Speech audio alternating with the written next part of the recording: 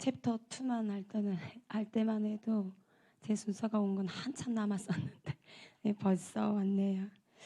네, 챕터 3를 3번 정도 읽었는데요.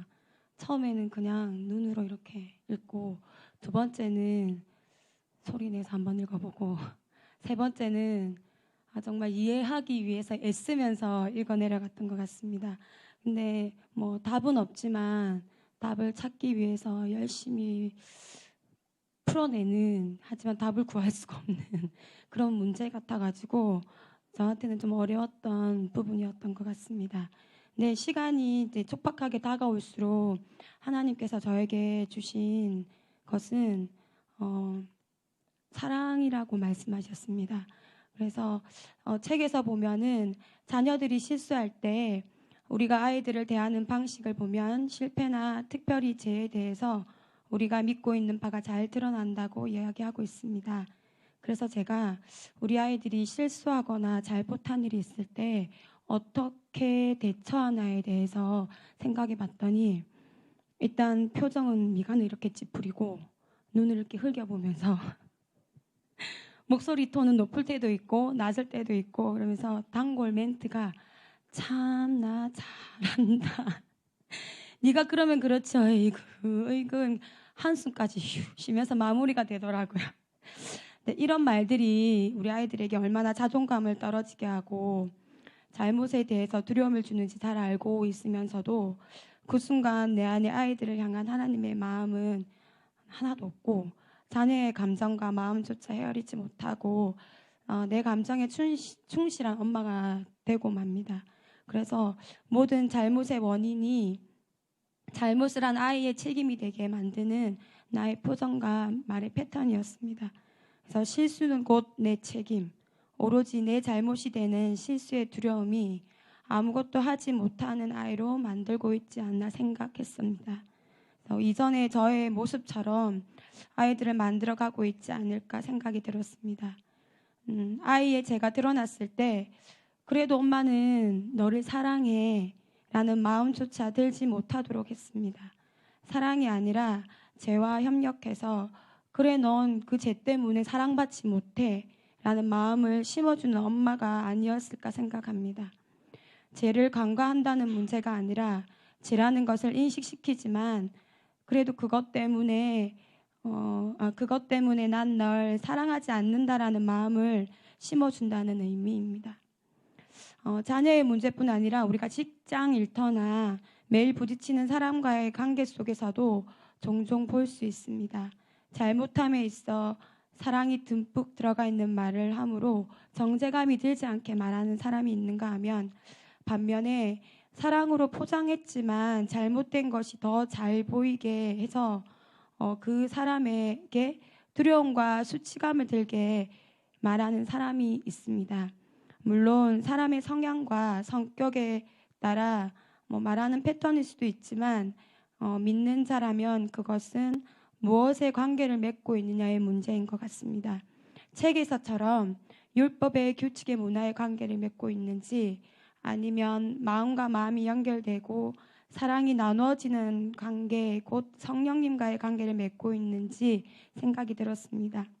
당연히 믿는 우리는 성령님과 관계를 맺고 있으므로 죄와 잘못을 돋보이게 말하는 사람이 아니라 그럼에도 불구하고 하나님의 사랑이 드러나는 말을 하는 성령의 사람으로 살아가야 될 것입니다. 작은 문제 같지만 어쩌면 내 안에 하나님께서 죄 가운데 있는 나를 사랑하심으로 그 아들을 보내시고 예수님 또한 아버지가 나를 사랑함 같이 나를 사랑하셔서 십자가로 그 사랑을 완성하신 것을 믿는다고 수없이 말하고 우리가 되뇌이지만 정작 다음 구절인 우리가 지켜야 할 너희도 서로 사랑하라 라는 하나님의 말씀을 말로도 마음으로도 어쩌면 삶으로도 살아내지 못하고 있지 않나 생각이 들었습니다. 책에서 제가 드러났을 때 누구와 협력할 것인지를 결정해야 한다. 이 영역에서 예수님은 정말 천재적이셨다라고 말하고 있습니다. 존중의 문화 책머리에 가늠하는 여인의 이야기가 나옵니다. 이 부분에 대해서 앞서 많은 이야기를 나눴었는데요. 그 여인은 가늠한 자신의 죄 때문에 공개적으로 돌에 맞아 처형당할 거라고 생각했고 간음의 현장에서 잡혔기 때문에 그 수치가 상당했습니다. 죽음에 대한 두려움은 매우 컸습니다. 그 여인을 고발한 사람들은 율법에 고착되어서 그 죄 지은 여인을 벌을 받아야 된다는 생각으로 가득했습니다. 그것이 하나님의 말씀을 지키는 거라고 생각했고 하나님의 공의라고 생각하고 있지 않았을까 생각이 되어졌습니다. 그들은 정죄와 율법에 협력하여서 사랑이신 하나님을 나타내지 못했습니다. 그러나 예수님은 저처럼 그 여인에게 잘한다, 왜 그랬니? 그게 죄인지 몰랐니? 에휴 하지 않으셨습니다. 네, 예수님은 그 여인을 탓하지 않으셨고 모든 죄를 탓하시며 사람을 사랑하신 하나님의 사랑을 몸소 보여주셨습니다. 예수님은 하나님의 공의가 무엇인지를 보여주신 것이었습니다. 오직 그분의 크신 은혜로 그녀는 예수님을 믿게 되었다.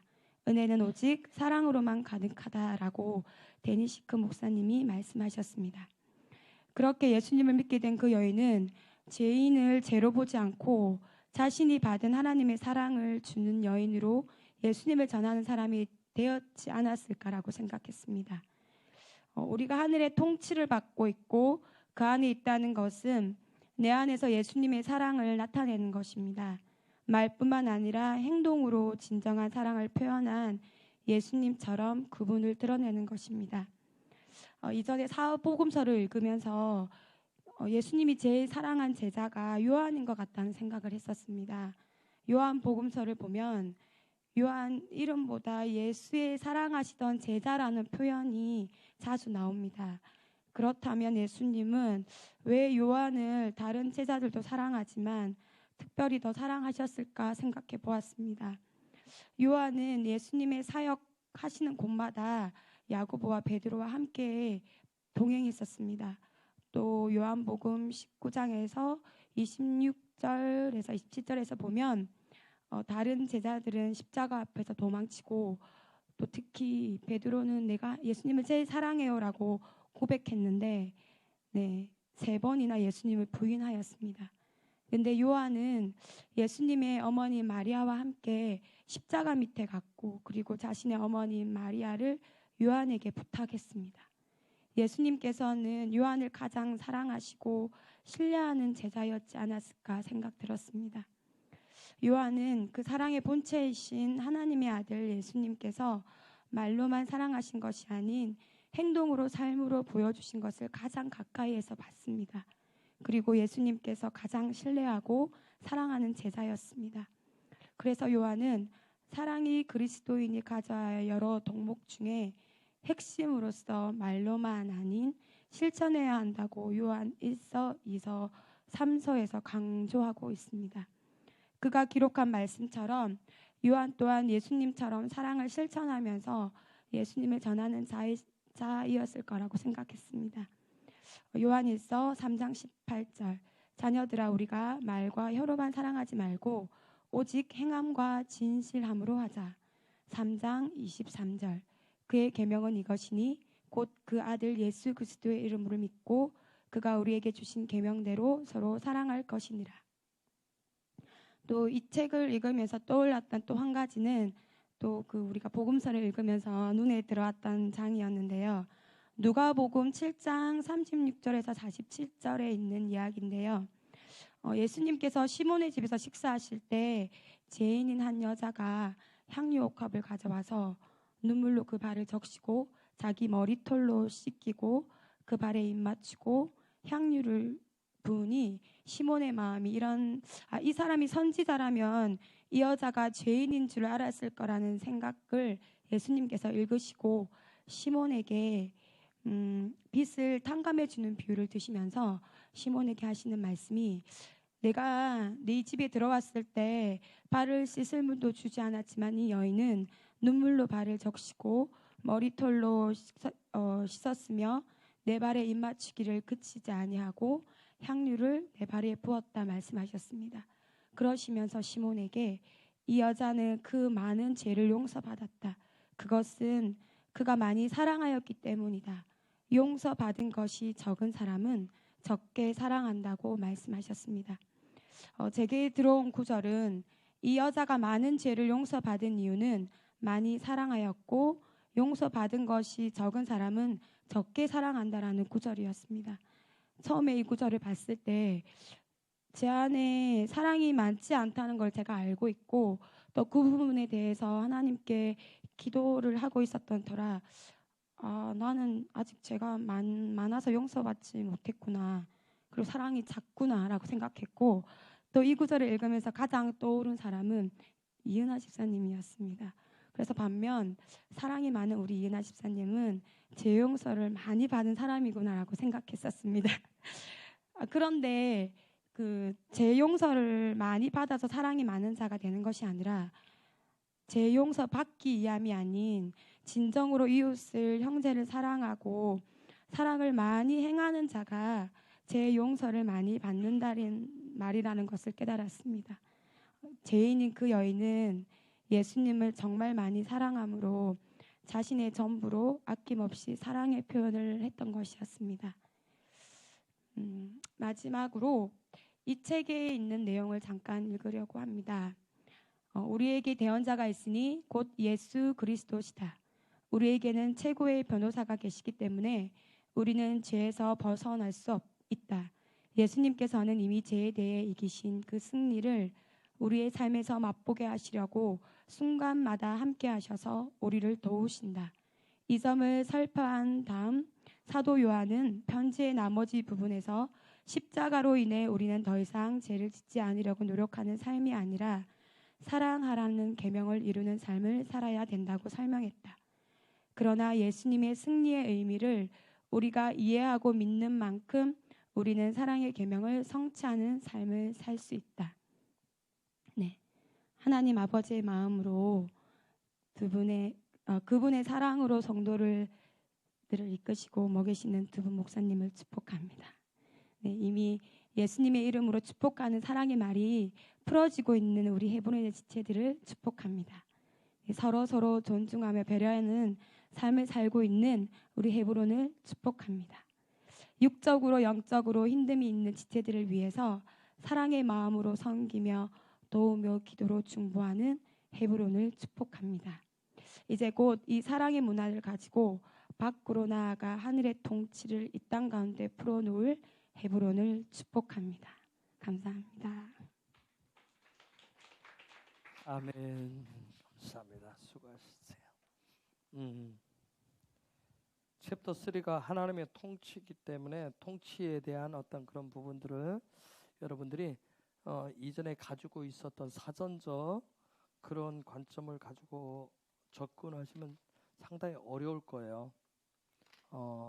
마치 히브리 관점을 우리가 헬라 관점으로 가지고 있기 때문에 그런 관점으로 보시면 마치 뭐 막 뜬구름 잡는 것 같고 어제도 제가 그 박성주 목사님과 잠깐 여러 나눴지만 본인이 최근에 어떤 토라에 대해서 히브리에 대해 관점에 대해서 보는데 몇 번을 봐도 이해가 안 된다.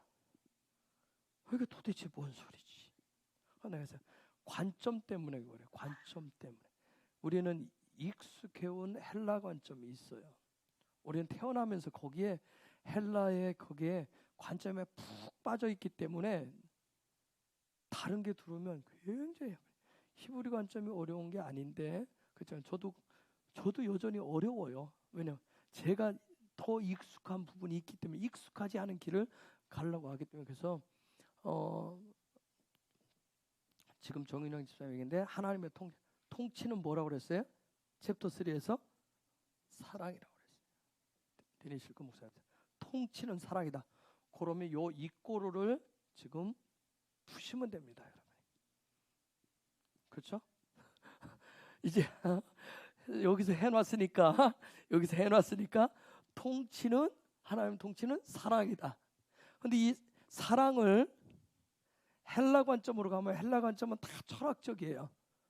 형이상학적인 이 사랑에 대해서 얘기를 하기 때문에 굉장히 그런데 히브리 관점은 사랑도 다 실제적이에요. 하나님의 사랑도 다 실제적이에요. 그냥 어떤 그런 관점으로 생각으로 어떤 하는 그런 사랑이 아니에요. 그분 자신을 내어주는 그런 사랑. 모두 히브리 관점은 하나님의 말씀은 실제적이에요. 그래서 이 부분을 여러분의 통치는 사랑이다. 이 관점을 가지고 왜 부담이 돼요? 다음 주는 더 저 입꼬리를 풀으라고 하니까 뭐 해보세요. 자, 여러분, 그래서 장자권을 바카르라고 그하지. 바카르. 근데 축복을 바라크라고 그래요. 요게 순서가 요거하고 요거하고 이렇게 바뀌었어요. 이게 끝에 오면 꼬리가 길게 해요. 바라크라고. 즉, 요 바르는 아들이에요. 아들은 예수님이 왕이에요. 그렇죠? 그 왕이 내 삶의 아들이신 예수님이 왕으로 나타나주는 게 실제 나타나는 게 축복이에요. 그게 진짜 복이란 말이에요. 우리는 자꾸 우리 헬라적인 관점에서 자꾸 뭔가 하나님 앞에 구해서 내가 원하는 소원 성취하고 특히 물질적인 부분 아니면 나이가 드시면 자녀들 우리의 삶의 육신의 건강 이런 부분이 있으면 이게 복이라고 생각하는데 히브리 관점에서 진짜 복은 뭐냐면 아들이신 그분 정말 집의 머리가 되시는 그분이 머리로서 왕으로서 실제가 나타나는 것을 그걸 복이라고 얘기해. 자, 근데 요 복이 되기까지 집에 있는 것, 집 안에 있는 것을 적용하는 거예요. 요 집에서 나온 것을 요 적용하겠습니다. 왜냐하면 여기에서 모든 게 다 나와요. 집에서. 히브리 관점은 그렇게 돼 있어요. 요 집에서 다 나와요. 그래서 우리는 평생을 요 집 짓는 싸움을 한다고 그랬어요. 요 집 짓는 싸움을. 그렇죠? 그래서 우리는 이 집 짓는 싸움. 왜 집에서? 그래서 우리는 헬라 관점에서 이미 집을 지어놓고 있어요. 태어날 때. 내 집을 지어놓고 있어요. 작던 것들. 그래서 작은 아이들도 어린애들도 점점 하면서 자기가 주인 거 안 빼앗기려고 싸운단 말이야. 막 악수고 막 그러잖아요. 싸우고는 내 집, 내가 가지고 있는 내 집 때문에 그래. 그러면 우리가 예수 믿으면 정말 하늘의 집, 이 땅에 실제가 되는 그 집, 진짜 집을 예수 믿는데 우리는 가짜 집을 가지고 그거 진짜인 양 그거 같이 싸우는 거예요. 자, 이 집에서 모든 게 나와요. 그래서 성경은 처음에 베이트 집부터 태초란 말 시작할 때 베레시트에서 요 집에서부터 시작을 해요. 요 집에서 베이트에서 다 하나님이 세우시는 하나님의 집에서 모든 게 다 나오게 돼 있어요. 자, 무엇이 됐든 요 집에서 나오는 것을 이건 하나님의 손바닥을 얘기해요. 하나님의 이 손바닥, 손가락을 얘기하는 거예요. 이 손바닥 이렇게 손이 이렇게 다. 하나님의 손이 큰 손바닥 안에 딱 들어가도록 그 모든 것이 나오는 것을 그 모든 것이 이게 적용이란 뜻이란 말이에요. 여기에서 나오는 것을 적용하는 이게 머리잖아요. 최우선이래. 최우선. 머리 첫 번째란 말이에요. 여기에서 나오는 것을 이렇게 적용해서 최우선으로 하겠습니다. 이게 바로 장자권이에요. 자, 아까 그 목사님 20여 년 전에 장자권 얘기했을 때 난리가 난 거예요. 그래서. 근데 20여 년이 지났는데 지금은 이제 장자권에 거기 가니까 장자권 선교회로 있더라고요. 그리고 빌딩이 막 한 몇 층에 거의 한 10층 되는 정말 뭐 장자 교육관이 있던 것 같아요. 이렇게 돼 있어요. 그런데 이제 이번 캠프 주제가 뭐예요? 왕의 자녀. 왕의 자녀라서 장자들. 이 장자들 왕의 자녀들. 한 20여 년이 지나서 이제는 한국에 엄청난 영향을 끼치고 있는 거예요. 20여 년 전에 할 때는 얼마나 20년, 30년 전에 얼마나 공격을 많이 받았겠어요. 그렇죠?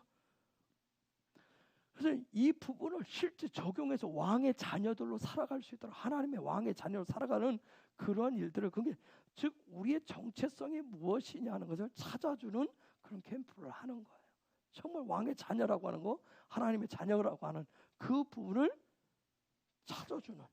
정말 우리는 정체성을 몰라서 맞아요. 우리 아이들이 가서 이번에 3박 4일 동안 신나게 물놀이 하는 것이 나의 사명이다 하고 막 오직 오늘 지나면 오늘 밤도 분명히 그랬을까요? 박 목사는 그랬을까요?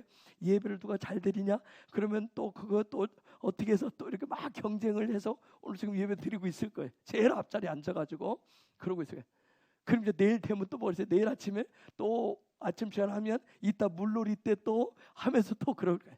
애들은 거기에 포커스를 맞춰져 있을 거예요. 어쨌든 그런 모든 프로그램 시간들을 통해서 그 아이들한테 준 왕의 자녀로서의 이 장자권, 정말 장자권이 뭐야? 이 장자권을 에서로부터 취한 게 야곱이에요. 그렇죠? 그렇죠? 장자권. 이 장자권을 취했었던 이 장자권이 실제로 나타난 게 누구예요? 그게 요셉이에요. 장자권 실제로 나타난 게. 이 장자 12아들이 있었지만 12아들 중에 이 장자권이 실제로 나타난 게 요셉이에요. 정말 그 애굽이라고 하는 나라를 통치하는 이 장자권이 엄청난 거예요. 장자권을 가지고 생명을 놓고 그 정도. 이 장자권의 실체. 그런데 이건 한 세대로 끝나요. 한 나라로. 그런데 온 열방을 정말 구원시키는 그 놀라운 장자권의 실제가 누구예요? 예수예요. 그래서 그분이 나타나는 그 장자권 실제 적용되어진 그런 부분 나타나는 그런 부분들이 바로 예수님인 거예요. 그 예수님을 그래서 아이들이 예수님을 만나는 게 그렇게 중요한 거예요. 자, 우리가 사사기 1장 10절을 한번 보십시다. 오늘 사사기 1장 10절 읽어볼까요? 시작.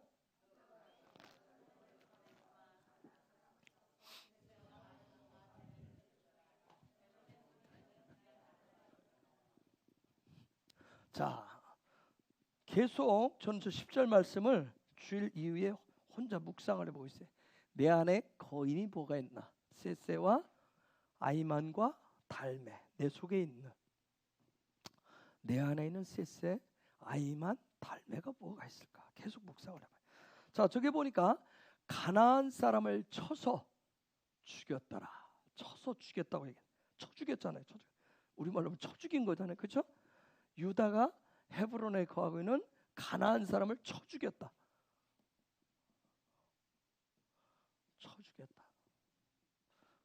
이 쳤다라고 하는 말, 가나안 사람을 쳤다라고 하는 말은 히브리어로 엘로힘 할 때 하는 애를 썼어요.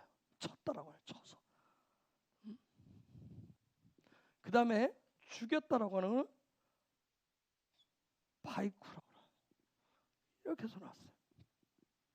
유다가 가서 쳤지만 유다가 가나안 사람을 쳤는데 유다의 힘으로 친 게 아니에요. 누구의 힘으로 쳤어요? 능하신 하나님의 힘으로 쳤어요. 유다의 힘으로는 가나안을 쳐서 이길 수가 없어요. 그렇죠?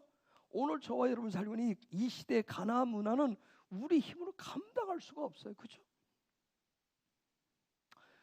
야, 난 정말 오늘 우리 아이들 가는데 핸드폰을 다 걷었더라고요. 몰랐어요. 아이 여기서 야, 그거 잘했다. 내 휴게소에서 한 녀석이 와서 왜 핸드폰을 미리 걷었어요? 왜? 심심하잖아. 그래서 나한테 그래. 왜 걷었어? 왜 너 사업해? 아니, 근데 왜 핸드폰이 필요해? 그냥 심심하대. 아, 동생들하고 놀면 되지. 좀 보내면 되지. 미리부터 걷어보니까 그냥 내 방에다 다 갖다 넣어놨던데. 아이들이 볼 수 있는 건 명찰밖에 없어요. 명찰. 와, 정말 잘했다 이거. 내일 중고등부터 한번 걷어보세요. 안 쓸 수 있도록. 여기 걷으면 여기서부터 안 가겠다 그러겠죠? 차를 안 타겠다고 하겠지? 핸드폰을 걷은 게 좀 불편한 점이 있더라고요. 남자애들 숙소 저쪽 본 건물 3층에 있고 여자들은 옆에 큰 건물 2층에 있고 이게 여기서 누군가가 한 사람 왔다 갔다 해야 되는 거예요. 애들 부르러 전화가 안 되니까 서로. 그런 불편함들은 있겠지만 어쨌든 4일 동안 애들이 그런 없는 문화 속에서 이게 참 그런 게 시간이 굉장히 많이 남아요. 차 안에서도 이거 안 보죠. 가서도 안 보니까 애들이 이게 그러니까 다 이거 핸드폰 꺼내놓고 쳐다볼 텐데 이거 안 쳐다보고 있으니까 시간들이 굉장히 많다. 집중할 수밖에 없더라고요. 이런 가나안 문화 정말 우리 힘으로 할 수 없는 그분의 힘으로 해야 돼. 그분의 정말 능력 되신 하나님의 쳐주셔야 돼. 근데 죽였다. 이거 낙하라고 하는 말인데, 낙하. 아주 쳤다는 그런 얘기인데, 근데 이 낙하라는 말 치다, 쳐서 죽였네. 낙하라고 하는 요 말에서 왔는데, 여기에서 보면 요것만 갖다 놨어요. 그렇죠? 죽이는데 쳐가지고 이 하나님의 엘이 능력이 실제 적용되어 가지고 아까 제가 이거 뭐죠? 이게 뭐라고 읽죠? 카프. 제가 순간적으로 카프는 자, 그 적용을 하는데 하나님의 능력을 적용해서 이게 뭐예요? 바보 실제가 되도록 하는 거예요. 실제가 되도록 했다는 말이에요. 유다 백성이, 예배자들이 지금 그 일들에서 가나안 문화를 하나님의 능력으로 적용을 해서 실제가 온다. 그런데 우리 시대에 우리 앞에 있는 가나안 문화를 하나님의 능력으로 적용해서 실제가 되도록 하는데, 요게 이제 도움이 되는 거예요. 요게 바위가, 요게 도움이 되는 거예요. 이게 뭐예요? 바위가 뭐죠? 이게 못이에요. 못. 이게 뭐예요? 손이에요. 못 박힌 손. 즉 그분의 십자가에 못 박히신 그분의 도우심이 필요한 거예요. 하나님의 우리의 삶 가운데 실제 그분의 능력이 나타나는데, 우리의 힘으로 하는 것이 아니라 그분의 힘이 필요한 거예요. 자, 그런데 가나안 정복하는 데 있어서 저 헤브론 지역 기럇 아르바라 저곳에서 가장 큰 걸림돌이 뭐냐면 셋세와 아이만과 달매예요. 우리 안에도 있어요. 내 속에도 있단 말이에요. 셋세.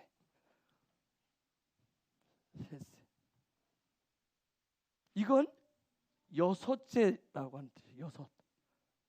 6이라는 뜻이에요. 즉 무슨 얘기냐면 창조의 6일째 여섯째 날을 얘기해요. 여섯째 날인데, 창조의 여섯째 날은 몇째 날이 있어야 창조 6일째가 나타나겠어요? 3일째가 있어요. 창조의 3일째가 있어야 돼요. 창조의 3일째는 뭐예요? 첫째 날은 빛이 있었고, 둘째 날은 하나님 궁창을 만들어서 궁창 위의 물과 궁창 아래의 물. 셋째 날은 어떻게 했어요? 물이 궁창 아래의 물을 한 곳으로 모여라. 한 곳으로 하나님이 지정한 장소로 모이게 했어요. 그래서 땅 육지가 나타나고 바다가 만들어요. 육지를 만들어 놓은 거, 하나님이 지정해 놓은 그런 마른 땅이 나타나게 한 이유는 뭐, 이날에 씨가 진 씨 그 열매를 맺을 수 있는 그 씨앗들을 하나님이 준비해요. 그 식물들을 요 셋째 날이 있어야, 만들어져야, 요게 있어야 이게 실제 적용이 되면 여섯째 날에 그 풍요의 날이 오는 거예요. 이런 모든 여정을 빼고 오직 요 6일째 풍요만 얘기하는 사람이세요. 예수 믿는데, 오늘 이 시대 신앙생활 하는데 뭐 과정은 필요 없고 그냥 예수 믿으면 무조건 복 받는다더라, 예수 믿으면 잘 된다더라, 하나님 이게 똑같이 이렇게 갖는단 말이에요. 이게 쎄쎄들이에요. 쎄쎄들. 그럼 뭐 신앙생활에 뭐 그런 여정, 그냥 교회 오고 교회 와서 헌금하고 그냥 예배 1시간 드리고 그냥 가면 어쨌든 하나님이 이런 6일째 축복을 주신다더라. 이런 이게 내가 종교의 거인들이라 했어요. 옛날엔 그렇게 가르쳤어요. 그래서 오늘날 종교의 거인들, 쎄쎄하는 거인들이 얼마나 많은지 몰라요. 실속은 없어요. 사실 실속 없어요. 거인들은 소리만 클 뿐이에요. 허풍만 많을 뿐이에요. 그런 쎄쎄가 있어요. 그 다음에 누가 있어요? 또 거인 중에 하나가 아이만이 있어요.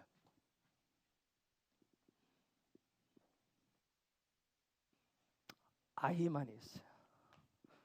아이만은 도대체 뭔가? 아이만, 이게 아흐가 형제란 말이에요. 근데 여기서 요거 이렇게 가로쳐 놓으면 이게 뭘까요? 아멘이에요. 아멘. 아멘. 아멘. 요게 뭐예요? 그러면 요 가로챈 거 요 사이에 이게 뭘까요? 임야집사 뭘까? 여기에 맴을 탁 붙이면 누구야?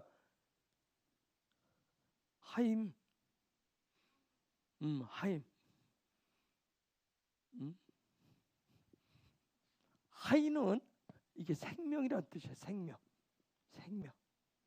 그게 즉 생명 없이 뭐만 얘기해요? 아멘 한단 말이에요. 생명 없이. 우리가 뭐 할 줄 믿습니까? 뭐 아무 생각 없이 우리 습관적으로 뭐해? 아멘 하잖아요.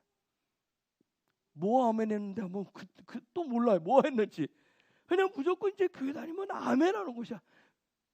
그냥 어떻게 넋놓고 있다가 그럴 줄 믿습니까? 하면 아멘 하잖아요. 그런 아멘.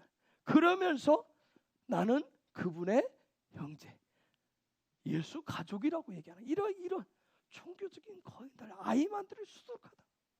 이게 헤브론 안에 들어있다. 응? 자, 아이만이 있었고 그 다음에 누가 있어요?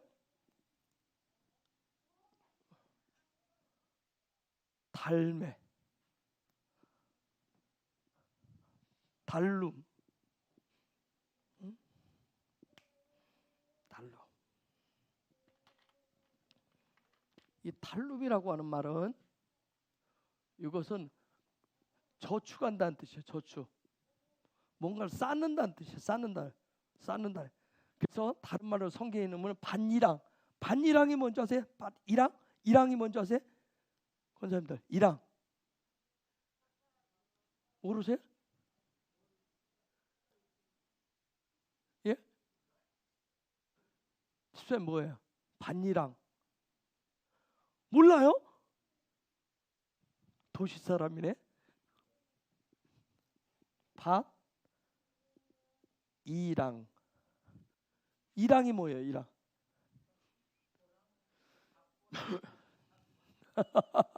권사님들 조금 아시죠? 뒤에 집사님들 아무도 몰라요? 텃밭 다니는 분들. 그렇죠. 밭에 이렇게 쓰면 지금 이랑 고랑 골 말고 이렇게 쌓아놓은 데만 이랑이라고 해요. 이랑. 이렇게 뭔가 쌓아놓은 거예요. 쌓아놓은 거. 즉 요게 뭔가 그걸 쌓아놨다가 그런데 내가 쌓은 거예요. 내가 쌓은 거야. 나의 힘으로 신앙생활에서 뭔가를 쌓아놨어. 그럼 우리가 제가 전에 권사님들 매일 나와서 하니까 내가 1년 동안 쉬지 않고 아니 평생을 내가 신앙에서 뭔가 쌓았어.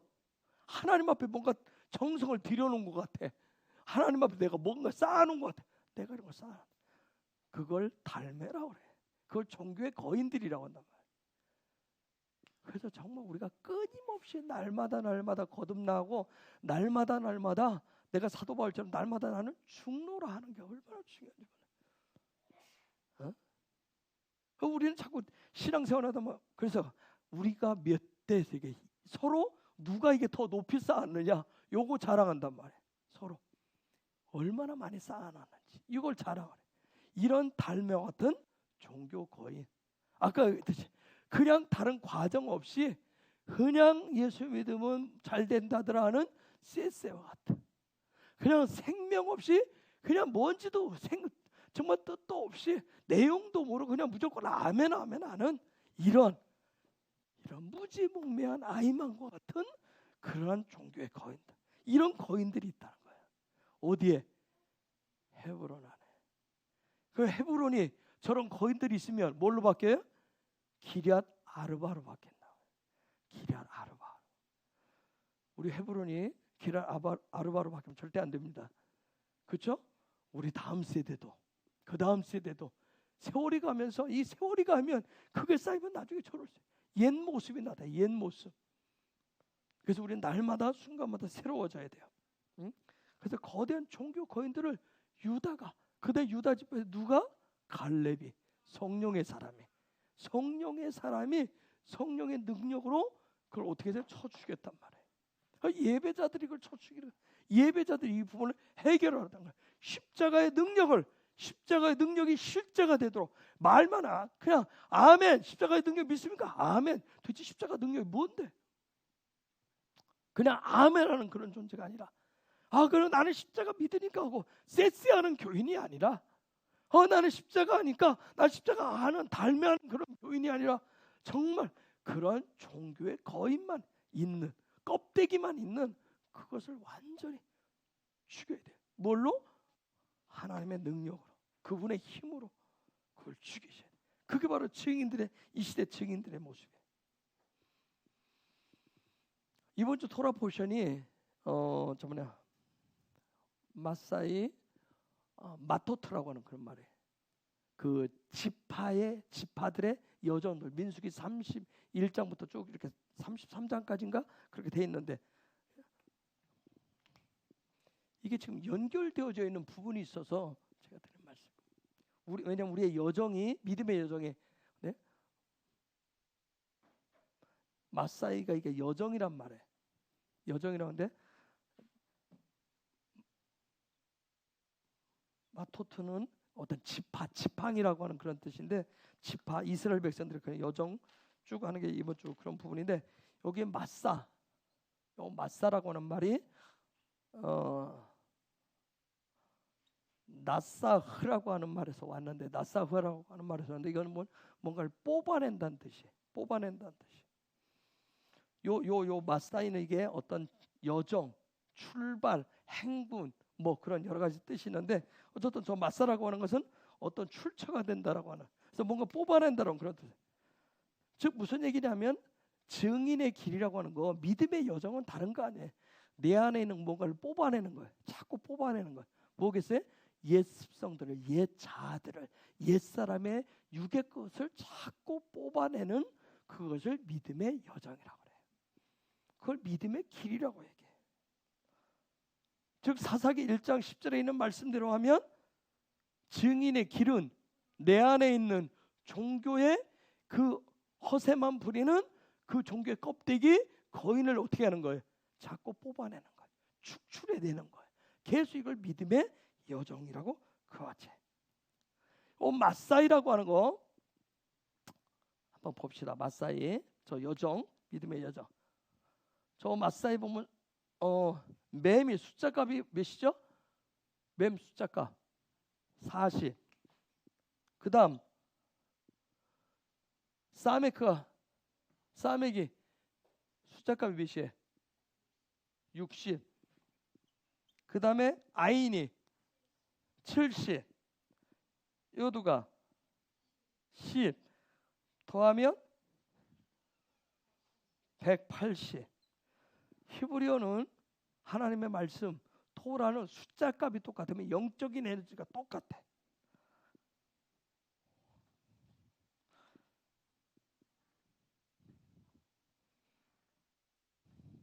요거 똑같은 말 중에 하나가 이런 게 있어요. 네세이켐이라고 하는 말이 있어. 네세이켐. 요게 기름 부음 받은 자라는 뜻이에요. 그 여정, 믿음의 여정을 간다라고 하는 거. 믿음의 여정 가는 증인은 무엇을 받은 자예요?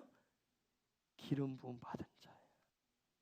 그래서 우리의 믿음의 여정은, 증인의 여정을 무엇을 받는 여정이에요? 기름 부음을 받는 여정이에요. 기름 부음을 받는 여정. 믿음의 사람들 여정. 자, 이스라엘 백성들이 이 믿음의 여정 출애굽 40년 동안 몇 번의 진을 치죠? 혹시 아는 분? 광야에서 몇 번의 진을 치는지?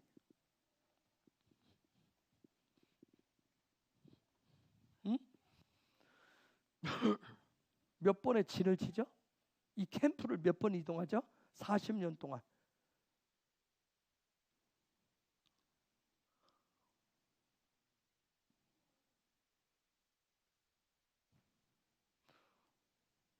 여기서 스위치 딱 누르면 여기서 틱 튀어나왔으면 좋겠어.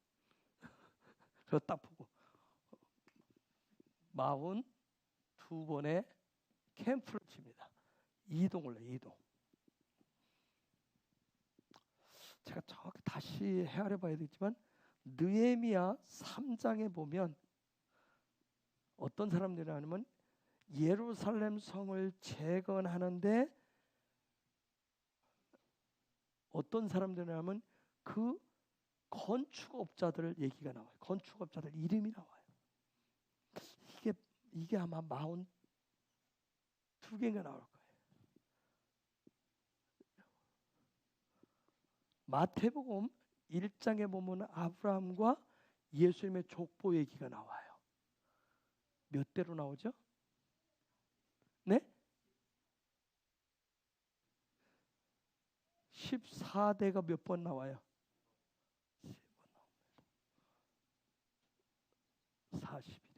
42대가 나와요. 14라고 하는 숫자는 어디서 나왔을까요? 아브라함부터 다윗, 아브라함과 다윗의 자는 예수 그리스도의 세계라. 다윗이라고 하는 이름 숫자 값이 14예요. 성경은 다 모든 부분이 이렇게 잘 정확하게 다 맞게 돼 있어요. 그래서 광야 여정이 42번 캠프를 쳐요. 그런데 마태복음의 족보의 특징이 하나 있어요. 뭐 얘기가 주로 많이 나오던가요? 마태복음 1장 얘기 나오면 족보 읽을 때 무슨 말이 계속 반복돼서 나오죠? 아까 사복음서를 얼마 전에 읽었잖아요. 몇 번 읽을 때 마태복음 1장 대충 넘어갔어요? 1장은 건너뛰고란 말이 많이 나오던가요? 뭐가 나오죠? 낳고란 말이 굉장히 많이 나와요. 그렇죠? 누가 누구를 낳고. 응? 즉 무슨 얘기예요? 증인의 맞사이는 증인의 그 여정은 광야 여정은 뭐하는 여정이다? 낳고 낳는 여정이다. 믿음의 여정은 다 낳고 낳는 여정이에요. 즉 42번 캠프를 쳤다고 그랬어요. 40이 뭐예요? 맴. 40과 2가 뭐예요? 요게 뭐예요? 집. 요게 뭐예요? 진리. 그러면 42번의 캠프는 뭘 하는 여정이에요? 진리의 집을 세우는 여정이에요. 진리의 여정. 우리의 신앙의 여정이 믿음의 여정이 즉 진리 되시는 예수 그리스도의 하나님의 집을 짓는 여정이에요. 그래서 광야 훈련이 안 끝났으면 계속 우리는 뭘 여정을 떠나요? 하나님이 내 인생 가운데 42번의 이 캠프를 치는 여정을 지키는 거예요. 이 여정이 끝나야 요단을 건너서 하나님의 약속의 땅에 들어가실 수 있어요. 이 과정을 위해서 우리가 여러 가지 광야의 훈련을 하시는데 여러분 그냥 한번 지타가 그냥 찔러보다가 뚝딱거리지 마시고 이 광야 40년의 길은 42번의 이 캠프를 치는 여정은 포기할 수 없는 여정이에요. 하나님이 정해놓으신 여정. 다시 한번 강조드리는데 믿음의 여정 속에서 포기하지 마시고 반드시 이 부분을 넘기 바라요. 임계점이라고 하는 걸 반드시 넘으셔야 돼요. 여러분, 임계점은 뭘 임계점이라고 그러죠? 저온에 있는 것이 고온으로 변화되는데 마지막 그 정점이에요. 정점. 그래서 물이 몇 도에 끓어요? 100도에 끓어요. 100도. 99.99999 해도 물이 끓어요? 안 끓어요? 안 끓어요. 100도가 딱 돼야 물이 끓어요. 이걸 임계점이라고 얘기해. 그런데 내가 믿음의 여정 그런데 아까 42번의 캠프 하나님 우리에게 주신 그런 하나님의 집을 지어가는 여정인데 그냥 한 번 짓고 2번 짓고 어쩌가 하다가 3번 짓고 또 다 헐었다가 처음부터 그래서 내가 처음부터 다시 하지 말라고 해요. 스스로가 처음부터 다시 한다고. 조금 하다가 안 되면 역시 나는 안 되는가 봐요. 그래서 처음으로 돌아가려고 내가 자꾸 하지 마시고 이 여정 속에서 근데 반드시 이 임계점을 하나님 앞에서 영적인 임계점이라고 하는 부분이에요. 임계점은 반드시 묵상 훈련을 하든 부르짖음 훈련을 하든 임계점을 지나시란 말이에요. 소리 지르는 거, 부리 지르는 거 쉽지 않아요. 묵상하는 거 쉽지 않아요. 그렇죠? 요즘에 여러분 이건 그냥 시간 내서 했다 안 했다가 그냥 뭐 그런 차원이 아니에요. 그래서 물주전자에 물그릇에 넣고 물을 지금 끓이는데 불 데폈다가 한 80도 올라갔는데 오늘 바쁘네 탁 꺼버리고 그럼 다시 하려면 좀 시간 지나서 하려면 또 처음부터 또 해야 돼. 한 99도까지 했는데 다른 것도 오늘은 별로 하고 싶지 않네. 또 내리면 꺼트리면 처음부터 반드시 물을 끓이면 100도를 치러야 돼. 임계점을 치러야 돼.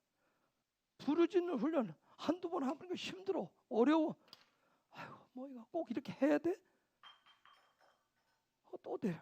임계점을 못 넘으시면 영적인 임계점을 못 넘으면 항상 그 자리에 영적인 임계점을 반드시 통과를 하셔야 돼. 통과를 하셔야 돼요. 부르짖음, 뭐 묵상, 이 영적인 임계점을 어떤 넘는 그 어떤 실제의 방법을 여러분한테 제시를 해드리는 부분. 아까 우리가 나왔듯이 저 죽였다. 바이쿠.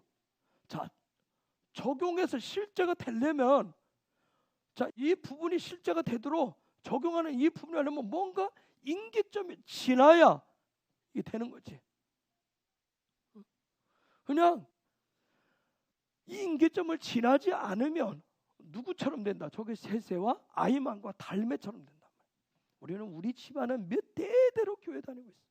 이 교회를 위해서 세웠고 이 교회를 위해서 뭐 했고 저 이렇게 1대가 뭐 했고 2대가 뭐 했고 3대가 뭐 했고 4대가 이거 했다는 얘기밖에 없어. 하나님과 만난 적이 하나도 없는 거야. 예수님과 만난 적이 없는 거야. 성령과 만난 적이 없이 그냥 다녔을 뿐이에요. 정말 이게 오랫동안 정말 저는 영적 종교의 거인들이 있으면 정말 힘들어요. 그렇죠? 제가 치매는 어떤 정말 저주받은 병이 아니라 축복이라고 그랬잖아요. 제가 저희 아버지를 보면서 그랬잖아요. 치매는 저주가 아니라 축복이에요. 여러분 생각해보세요. 저 예주 아니면 저기 지금 오늘 예찬이가 오랜만에 왔는데 예찬이가 엄마 똥 쌌어 다 쌌어 하면 더러워 너 혼자 하고 와 그렇게 해요? 너도 아니야 이제 엄마 다 쌌어 하면 엄마가 오지 엄마 다 쌌어 하잖아. 가서 들으면 밑 닦고 좀 아이고 더러워 언제쯤 이놈이 안 들어올까 하고 엉덩이 한 번씩 때립니까? 때려요 안 때려요? 그렇죠? 더 어렸을 때는 뭐예요? 막 황금똥 쌌다고 막 또 예뻐도 하고 그렇잖아요. 더럽다 소리도 안 해요. 그런데 몸이 이제 이따만치 커지고 나이도 이렇게 먹었는데 이제 그런 증세를 나타내면 이제 마치 더럽다는 듯이 저주해. 참 쉽지 않은 부분이에요. 근데 제가 저희 아버지를 딱 보니까 17살 때 예수님 믿으시고 정말 본인이 그러셨어요. 호랑이가 나오는 산에 가서 기도하시면서 어떤 하나님을 만난 체험들이 있다 그랬어요. 근데 이게 세월이 가니까 어느 순간부터 변질이 왔어요. 변질이 딱 왔는데 변질 오면 어떤 얘기하냐? 옛날에 이제 이호 얘기하면서 요때 얘기는 저한테 한 번이고 두 번밖에 안 했어요. 그리고 지금 내가 어느 위치에 있는지 그게 더 중요해. 교회에서 내가 어느 위치에 있는지, 내가 교회에서 어떤 대우를 받고 있는지, 내가 교회에서 얘기하면 내 말발이 얼마나 먹히는지, 요걸 수없이 얘기하고 수없이 얘기해. 그 얘기 나올 때마다 모두가 다 등 돌려요. 자식들. 듣기 싫대 다 듣. 근데 요 얘기 시작하면 3시간 4시간 해요. 우리 형제들은 다 안 들으려고 그래. 하도 들으니까. 요걸 가장 잘 들어준 게 박 목사였어요. 그래서 박 목사 정말 좋아했어요. 3시간 4시간 들어요. 또 그 다음에 얘기하면 또 들어요. 맞장구 쳐주면서. 그렇죠.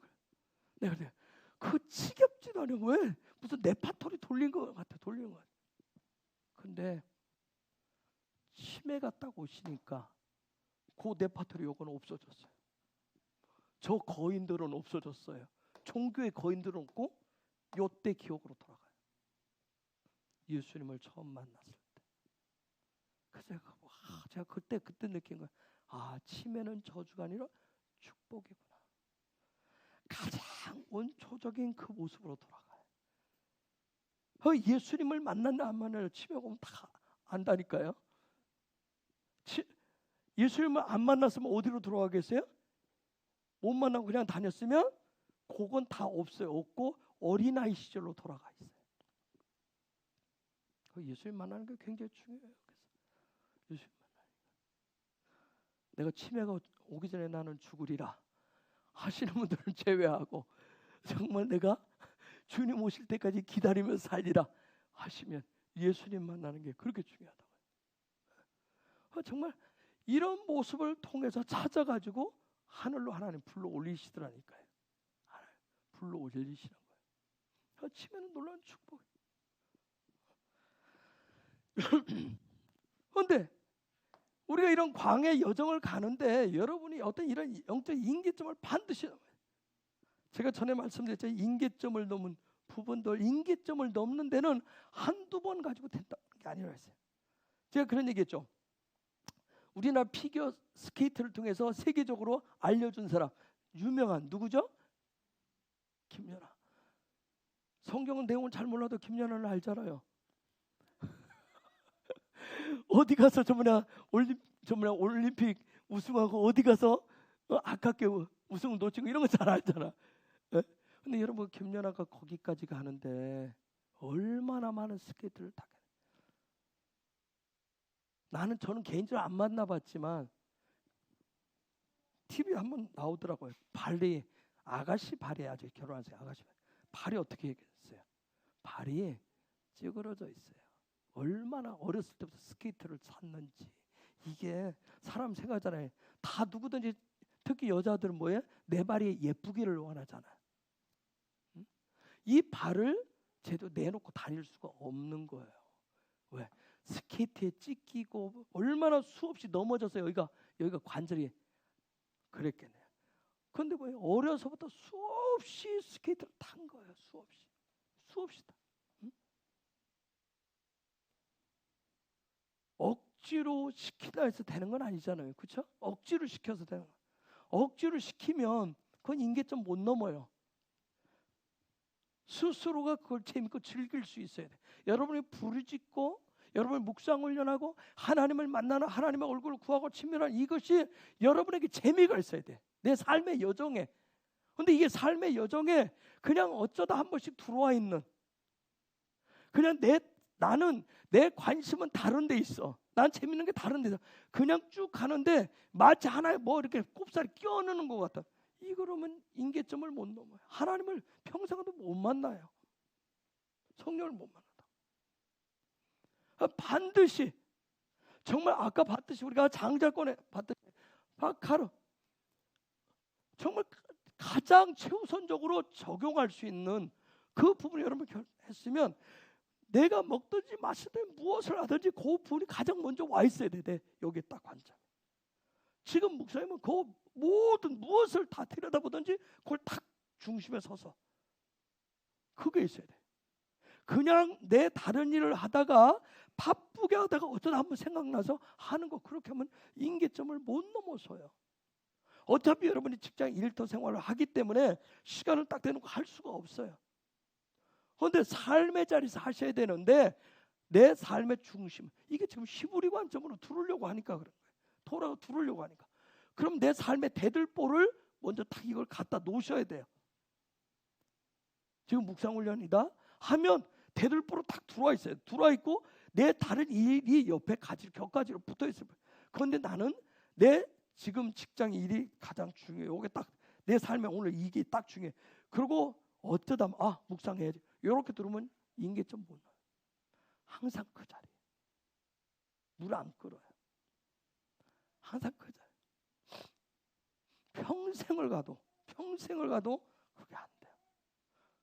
물 끓여야지 하고 불 켰다가 좀 시간 지나면 또 껐다가 또 켜야지 했다. 요것만 해요. 요것만. 인계점. 아까 그때 김연아가 제가 말씀드린 김연아는 인계점을 넘은 사람은 진짜 프로라 그래요. 공 몇 번 차보고 그냥 나 정말 프로 선수야. 공 몇 점 받고 나 돈 받는 사람. 그게 프로가 아니라 진짜 프로는 어느 단계를 넘은 사람들이에요. 진짜 인계점 넘는 사람들은 뭐해? 자기 분야에 그거 갖고 놀잖아요. 그냥. 그죠? 그래서 내가 그랬어요. 일본의 아사다마오가 김연아의 지금까지 경쟁자래.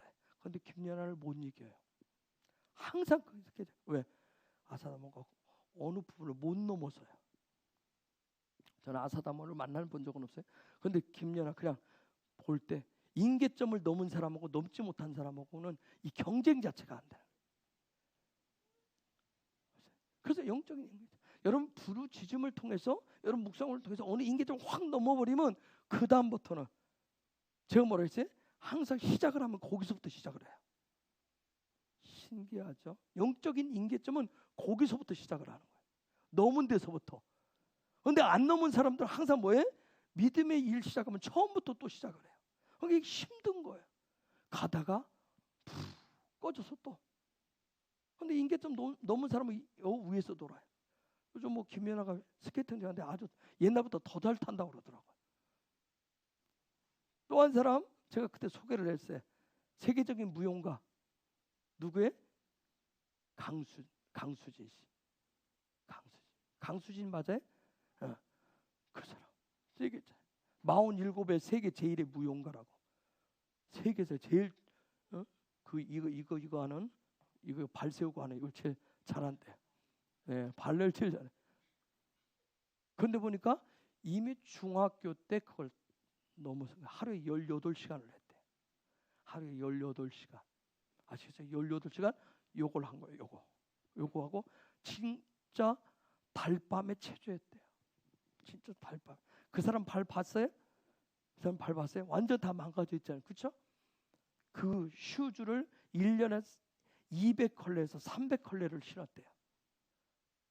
근데 중학생 때 그것도 독일에 유학 가서 아무도 없는데 지하 곰팡이 나는 방에서 그 방에서 혼자 너무 외롭고 힘들어서 중학생 때 부모들은 여기 있고 너무 힘들고 어려서 달밤에 나가서 요거 신고 혼자 춤추면서 울었대요. 너무 외로워서 요거 이불 끌어안고 운 게 아니라 베갯니를 적신 게 아니라 밖에 나와서 그거 했다. 이게 뭔가 다른 거예요. 근데 18시간씩 탔대요. 1년에 200킬로에 300킬로씩. 나중에는 발이 다 아프니까 어떻게 했다고 그래? 그 슈즈 속에다가 비계, 돼지 비계를 사다가 넣어가지고 발을 넣고. 왜? 아프니까. 그래서 포기하자고 하루에 18시간을 20년을 했대요. 18시간씩 20년. 어느 단계를 넘어선 거예요. 너무 인계점을 확 넘으면 그때부터 달리 보여요. 달라요 사람들이. 아시겠어요? 인계점 넘기까지가 가장 힘들어요. 인계점 넘기까지가. 제가 여러분들한테 영성도 믿음도 실력이라고 그랬어요. 믿음도 실력이에요. 영성도 실력이에요. 예주야, 김예주,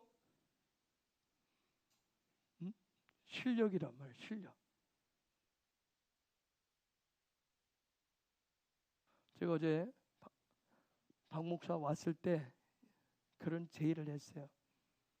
요즘 박 목사 가족이 우리 교회 벌써 3번째 왔다고 그러더라고요. 난 2번째로 생겼는데 3번째 온 거래요.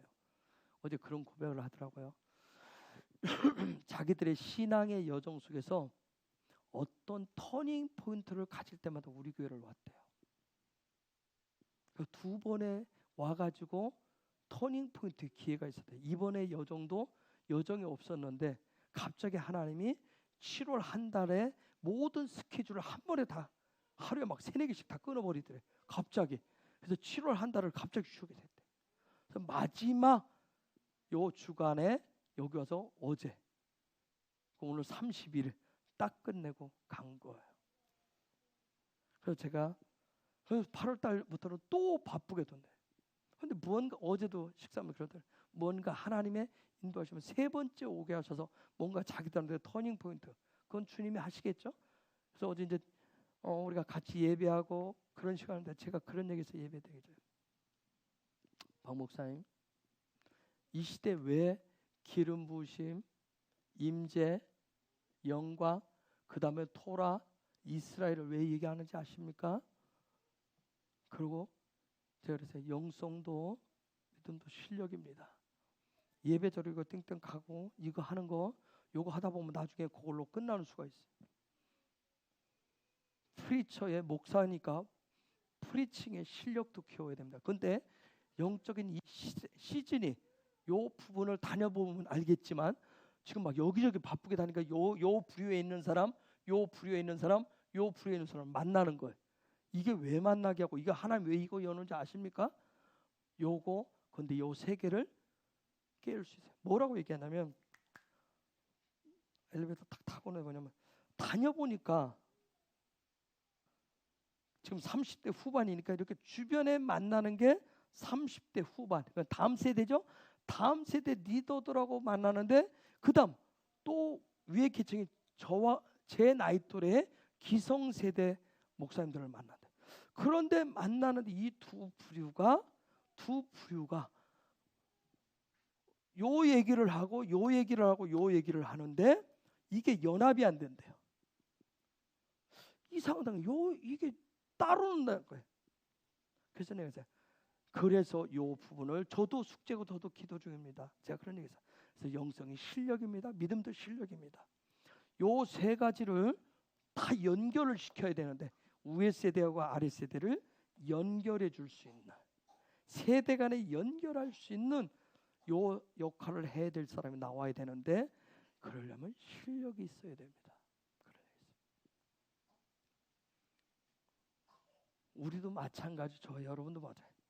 믿음의 실제적인 실력들을 키우셔야 돼요. 믿음의 실력들을. 어제 박 목사가 여기 건반을 여러분 딱 건드리는데 요 건반 숫자가 몇 개예요? 지원아 몇 개? 몰라? 88개. 요 88개를 어제 다 친 거 알아? 요 88개를 다 건드렸어요. 이제 누르는 사람들 현이나 우리 조희진 집사 생각하는 바가 있을 거예요. 음역대를 88개를 다 쓴 거예요. 음역대를. 요 음역대. 저는 이런 거 누를 줄도 모르고 어떻게 할 줄도 모르지만 어제 예배를 탁 들으면서 보니까 저 88개를 다 쓰는 거야. 즉 하이음 고음을 치면서 때로는 고음을 치어서 그 고유한 소리를 해서 쫙 어떤 날카롭게 만드는 부분이 있고 밑에 낮은 소리, 이 무거운 소리를 통해서 아주 깊은 저 바닥까지 내려가게 하는 소리까지 하게. 이걸 다 쓰더라고요. 그런데 박 목사가 이걸 치는 사람이 아니었어요. 뭐하는 친구는 그 친구는 우리 몇 년 전에 왔을 때 요거 했어요. 요걸로만 했어요. 이걸 칠 줄을 몰랐어요. 그런데 이거 하다 보니까 이거 조금씩 누르니까 이거 개인 예배자로 매일 예배를 드린 거예요. 자기 사모하고 집에서도 드리고 둘이 앉아서 어제 나하고 앉았는데 그런 얘기 하더라고요. 모 기도원, 우리나라 대표적인 기도원 거기 가서 큰 예배실 가는데 예배 드리는 사람 하나도 없어. 부부밖에 없어. 그 호실에 부부가 정해진 시간이니까 예배를 했다는 거야. 그때 어제 왔던 딸내미가 묻더래. 왜 여기 아무도 없는데 아빠는 앞에서 예배해? 엄마는 왜 예배해? 묻더라는 거야. 왜 사람들이 없는데 왜 예배해? 그러고 묻더라는 거죠. 여기 왜 사람들이 없는데? 근데 뭐예요? 자기들한테 정해진 시간을 매일 했던 거예요. 그 시간을 이걸 가지고 하면서 뭐예요? 이 음역대를 넓혀놓은 거예요. 즉 88개 저 건반이 있을 때는 분명히 저 88개의 건반을 해놓은 데는 뭔가 이유가 있을 거예요. 저는 잘 모르지만 뭔가 있겠죠. 그렇죠? 우리의 마음에 어떤 음악의 그 대역을 통해서 우리의 높은 데서부터 그 낮은 것까지의 사람들의 마음을 다 건드릴 수, 터치할 수 있도록 해놓은 게 28개의 어떤 건반일 거예요. 즉 우리가 어떤 소리를 통해서 우리의 마음을 만질 수 있는 부분들에, 만약 이 몇 개를 가지고 3, 4개를 가지고도 우리는 예배할 수 있어요. 3, 4개의 건반을 가지고도 예배할 수 있어요. 그런데 그건 단조로울 수는 있어요. 좋아요. 그것도 또 하늘을 뚫어내고 하나님 앞에 보좌를 향해서 올라가는 임계점을 넘는 것도 3, 4개를 가지고도 할 수 있어요. 그런데 수많은 사람들을, 수많은 다양한 마음들을 다 함께 올라가려면 더 많은 음역대를 넓힐수록 좋을 거예요. 이 시대에 하나님이 우리에게 예전 같지 않고 이런 기름 부으심, 임재 영광, 도라와 이스라엘 이런 부분을 왜 하나님이 이 시대에 이걸 지금 한 번에 다 쏟아내실까? 여기는 분명히 하나님 뭔가 뜻이 있다. 그런데 여기서 계속 나는, 저도 그렇고 여러분도 그렇고, 우리는 외길로 갈 거야. 성경도 하나밖에 얘기 안 해. 구속사적인 관점, 여러분 수없이 들어봤을 거예요. 구속사적인 관점. 제가 배운 게 구속사적인 관점이에요. 그거 하나밖에 없어. 성경은 이렇게 봐야지, 다른 관점은 다 아니야. 그러면 좁아 보이는 거예요. 이 시대에 하나님이 왜, 하나님의 말씀이 요 창 바늘처럼 찌르듯이 하나로 찌르도록 돼 있잖아요. 그걸 그렇게 아주 문을 아주 좁게 바늘기처럼 열어놓은 게 아니란 말이에요. 오늘 시대에 온 열방의 모든 영혼을 다 구원하기 위해서 지금 문을 활짝 열어놨어요. 그러니까 어제 목사가 도라를 해석하는 방법은 70가닥이 있습니다. 70가닥. 70가닥인데 우리는 실력이 안 돼서 70가닥을 다 못합니다. 그렇잖아요. 저 희진 집사나 지원 이거 하는데 어제 그때 88개로 다 치고 싶지만 아직은 그게 안 돼서 내가 원하는 몇 개로 하잖아요. 저도 다 그게 실력이 안 돼서 성경 말씀을 다 못 봐요. 70가닥으로 다 볼 수 있으면 저도 얼마나 좋겠느냐고요. 다양하게. 정말 하나님의 말씀 깊이를 뚫어낼 수 있어요. 어쨌든 여러분, 우리가 어쨌든 하나로 뚫든 2개를 뚫든 몇 개를 뚫든 우선은 임계점을 통과하는 게 중요해요. 하늘을 뚫는 방법, 보좌를 향해서 올라가는 방법은 부르짖음만 있는 건 아니에요. 묵상만 있는 건 아니에요. 또 다른 여러 가지 방법들이 있어요. 그런데 하나로라도 뚫자 이거예요.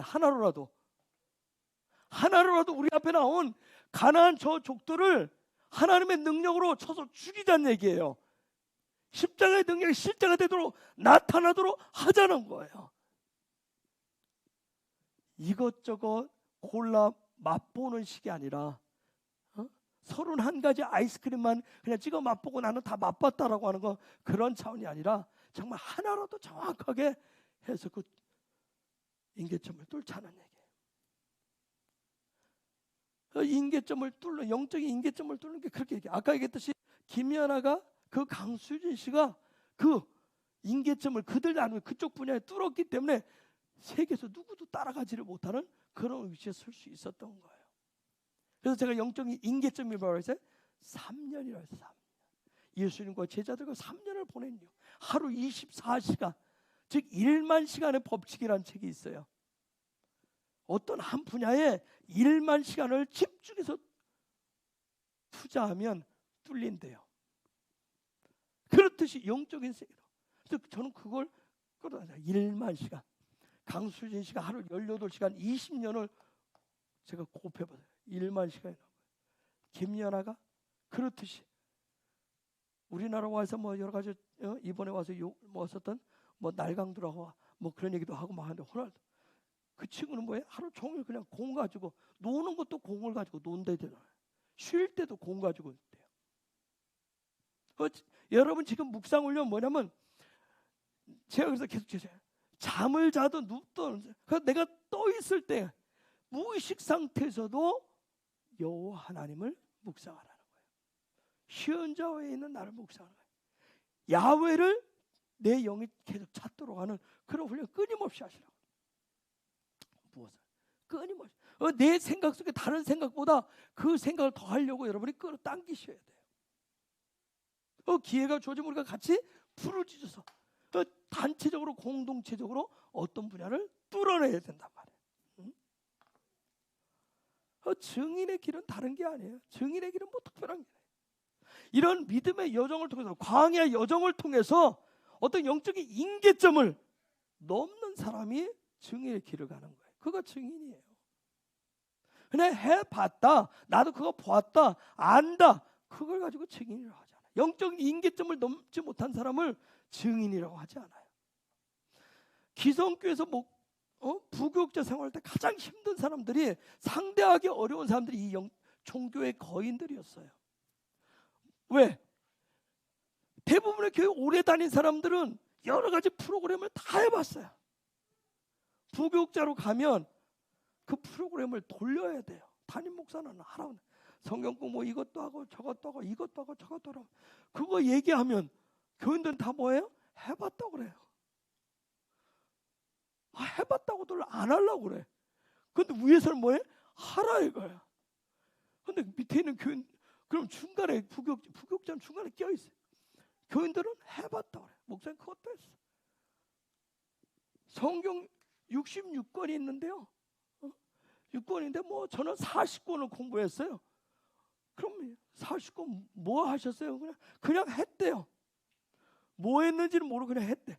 전도 훈련도 했고 기도 훈련도 했고 다 했대. 그럼 실제 그럼 다 했다는. 이 종교의 거인들이 너무 많아요. 속은 없는, 삶은 없는, 그냥 허세 부리는 교인들이 너무 많았어요. 그런 종교의 거인들을 유다, 지파, 갈렙의 성령의 사람들에 의해서 하나님의 능력의 실제를 통해서 그들을 다 쳐 죽이는 거예요. 십자가의 능력을 드러내는 거예요. 이런 일들이 오늘 우리에게도 필요하다는 얘기예요. 제가 오늘 아침에 밴드에 어떤 사람들이 부흥이 일어날 것이라는 거 제가 올려놓은 거 봤어요. 제가 그 카톡이 들어와서 제가 본 거예요. 먼저 다 봤어요. 근데 저는 그 카톡 올 때 시력이 잘 안 보여가지고 제가 어떻게 봤냐면 남북에 부흥이 있으리라고 하는 그건데 저는 남부 지역에 부흥이 있으리라 그렇게 봤어요. 그래서 놀래가지고 남부 지역? 그건 여긴데 그래서 제가 아침에 일어나자마자 그걸 보고서리 그걸 다 본 거예요. 근데 나중에 다시 보니까 남북에 부흥이 있으리라 그렇게 제목이 되어 있더라고요. 사람은 자기 관심 있는 대로만 보려고 하는가 봐요. 어쨌든 끊임없이 이번 한 주간 묵상을 해보십시오. 내 속에 종교의 거인이 누가 있는가? 셋세, 아히만, 달메의 후손이 내 안에 있지 않은가? 그런 흔적들이 있지 않은가? 아니 나도 그 길을 따라가고 있지 않은가? 그래서 그런 부분을 예수 그리스도의 유다 지파의 후손으로 오신 그 예수 그리스도의 능력으로, 십자가의 권세로, 정말 성령의 권능으로 그 종교의 거인들을, 내 속에 있는 내 삶의 자리에 있는 종교의 거인들을 하나님의 능력으로 쳐서 죽이는 그런 증인들 되시길 예수 그리스도로 축복합니다.